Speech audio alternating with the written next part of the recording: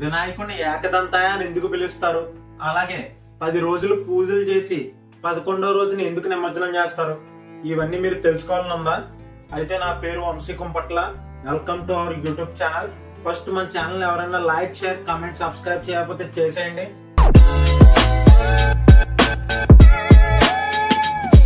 ఇంకా టాపిక్ లోకి వెళ్ళిపోదాం. బ్రహ్మదేవుడు ఫ్యూచర్ జనరేషన్స్ కోసం వ్యాసుడిని మహాభారతం రాయమని అడుగుతాడు.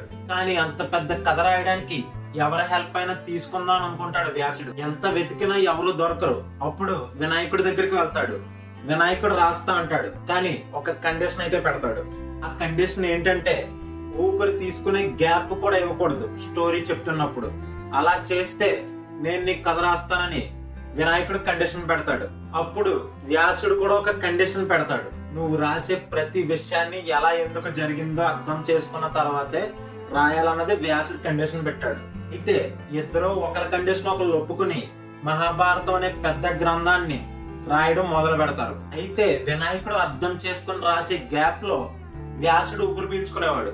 అంటే వినాయకుడు కండిషన్ కొద్దిగా బ్రేక్ చేసినట్టే కదా వ్యాసుడు. ఇది ఎలా ఉంటే వినాయకుడు కథ రాసే మధ్యలో పెన్న విరిగిపోతుంది.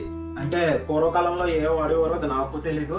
ఓకే, అక్కడ మన వినాయకుడికి ఒక చిక్కొచ్చి పడింది. కండిషన్ ప్రకారం వ్యాసుడు కథ చెప్పడం ఆపడు. రాసే కలం విరిగిపోయింది. స్టోరీ ఏమో ముందుకు వెళ్ళిపోతుంది.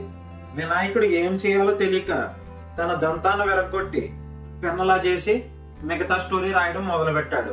అలా వినాయకుడు ఏకదంతుడయ్యాడు.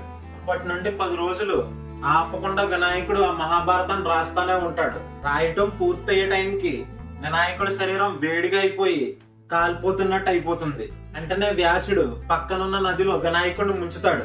అప్పుడు మళ్ళీ నార్మల్ అవుతాడు అనమాట వినాయకుడు. ఆ రోజు నుండి చతుర్థి రోజును వినాయకుడు కూర్చోబెట్టి 10 రోజులు పూజలు చేసి 11వ రోజు నదిలోకి ముంచుతారు. దాన్నే మనం నిమజ్జనం అని కూడా అంటాం. ఈ ఫ్యాక్ట్ నచ్చితే లైక్, షేర్, కామెంట్ చేసి సబ్స్క్రైబ్ అయిపోండి. ఇంకా తెలియని వాళ్ళు ఎవరికన్నా ఉంటే షేర్ చేయండి. ఉంటాను. జై హింద్.